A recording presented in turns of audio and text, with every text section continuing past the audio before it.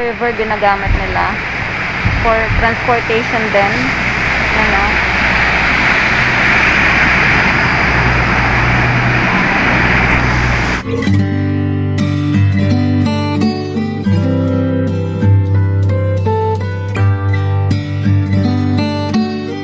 Yan, nakarating na ako dito sa Jimthomsonhousemuseum.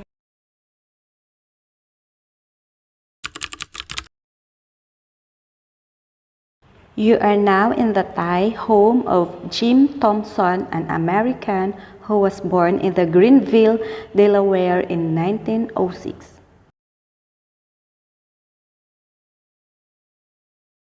Ito yung loob niya. So, medyo mahirap yung location niya. It's not in the open area. Medyo tago. 150 lang yung ano ko. 150 yung ticket. Jim Thomson is a practicing architect prior to World War II. He volunteered for service in the U.S. Army, campaigned in Europe, and was later sent to Asia. He was sent to Bangkok a short time later as a military officer and fell in love with Thailand.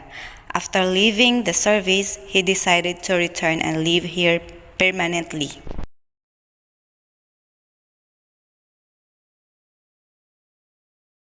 So maganda yung kanyang legacy na naiwan sa Thailand. So ito, yan.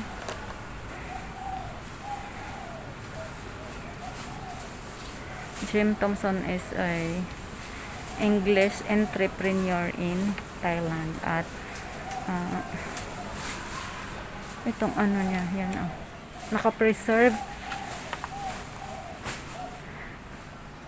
They built in 1959. Malaki din yung area niya. May mga bahay-bahay siya. Let's just get inside.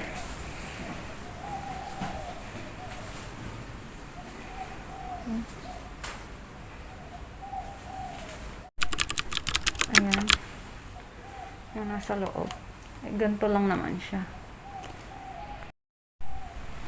Ang daming halaman. Yan, yung mga halaman na naandito.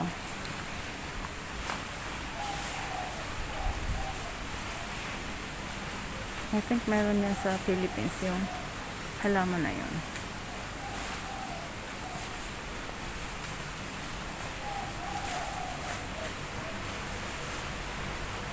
Nakaka-refresh dito. Medyo malamig dahil alam mo yun, yung mini forest. Ayan sa taas. May mga antique na naka-display.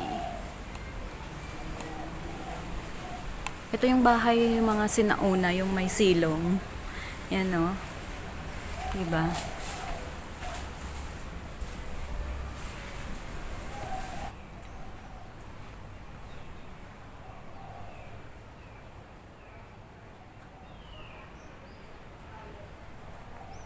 Mini forest. Wala, malaking area siya eh. Tsaka ang ganda ng bahay. Ang gusto kong gantong bahay lang. Ayaw kong may stair. Gusto ko yung bungalow style lang. Ayan.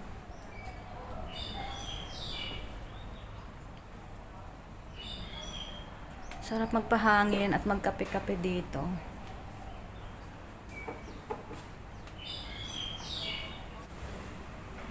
Yan, syempre naka-social distancing tayo, yan. And if you want to visit Thailand, don't miss to visit Jim Thomson Museum. Kung mahilig lang naman kayo sa mga ganito, antiques, nature, yan, ma-appreciate nyo to. But if you're just, if you like malling, marami din dyan. It's one of a kind. Ganda.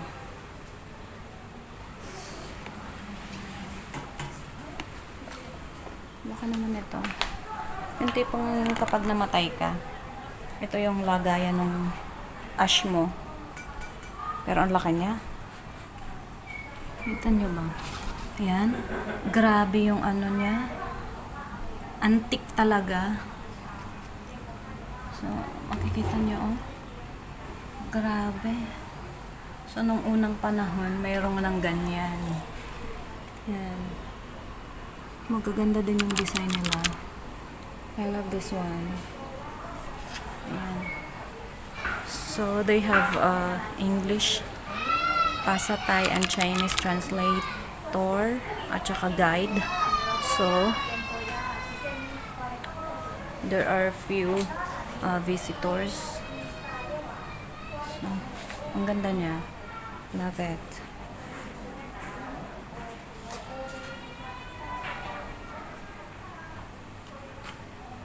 Let's find out this one. It's some kind of souvenirs.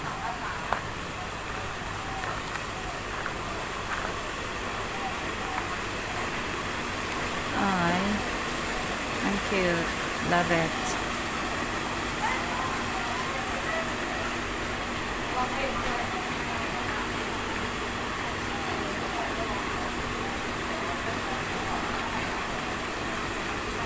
Most of the houses were at least 2 centuries old and were easily dismantled and brought to the present site. Ang tanda na pala nito.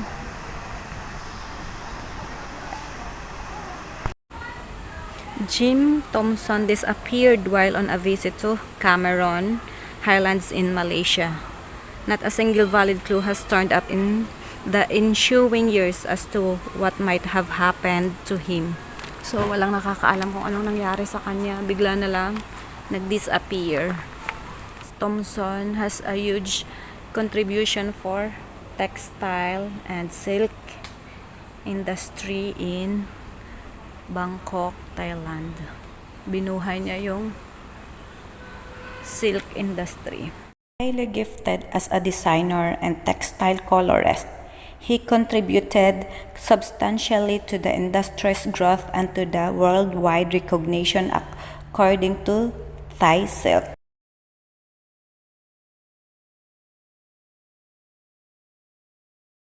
Popular, he studied old textile design.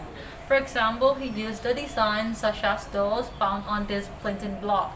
These were used to make sarongs. The smaller pieces can be removed to change the colors. Above is a ruler to measure the fabric. For fabric design, he also used motifs found on his collections of 19th century porcelains, the main China, export in Southeast Asia. Look at the design on the fishbowl. And these are Chinese garden stools. Charcoal can be placed inside to heat the seat. When Jim Thompson came to Thailand, silk was not popular. Weaving was only found in small villages in the countryside. However, when he discovered the beauty of Thai silk, he decided to promote them internationally. He went to New York City with the selections of colorful silks to show the editor of Vogue magazine, fashion and stage designers. They were impressed and began sending orders to him. And the hundreds of meters of his silk were used in the musical play The King and I. He became famous. He founded the novel named Jim Thomson Silk Company. Jim Thomson found the beauty in Ayutthaya. Oh, You been to Ayutthaya? I think so. Yeah, it's about 50 kilometers north of Bangkok on the Chao Phraya River. As Thailand used to be called Siam, Ayutthaya, the old capital. And Jim Thompson House is housed on the Klong. Klong is a canal in front of the house, Klong San San. Across the canal from us, Ban Krua Muslim community. They were known for their fine weaving skills. When Jim Thompson started his business, he would come here to order silk. Later, he decided to buy land, build his house here, to be closer to his weavers. The traditional Thai houses are built on stilts to protect family from flooding. In the old days, most houses were built facing waterways, boat landing in front of the house. But the house Jim Thompson built here very special. Traditional Thai houses have separate rooms that built around uncovered open platform. He found different old Thai wooden buildings, connect them together into a Western style house. With this layout, he could more easily move from his bedroom to the living room to the dining room without going outside. Stunning image of the Buddha from the central of Thailand, that's to 7th century, the Varavati period, when there was an important Mon kingdom here. The oldest Buddha image in his collection is made of red limestone. Jim Thomson found many broken pieces. He tried to prevent them from being smuggled out of Thailand. He knows that Buddha images are symbolic of the Dharma, which is the teaching of the Buddha. They are sacred and have deep spiritual meaning for the Buddhists. Ginawa niya akong photographer. Ayan o. Yung matanda. Mahilig mag-picture. Dinaig ang lola mo. Sika. Say hi. Ani ni YouTube. Hi. Say hi. Hi. Pen pasatay. Kon pasatay. Ginawa niya akong photographer. Hindi ko siya kilala. Feeling close kami.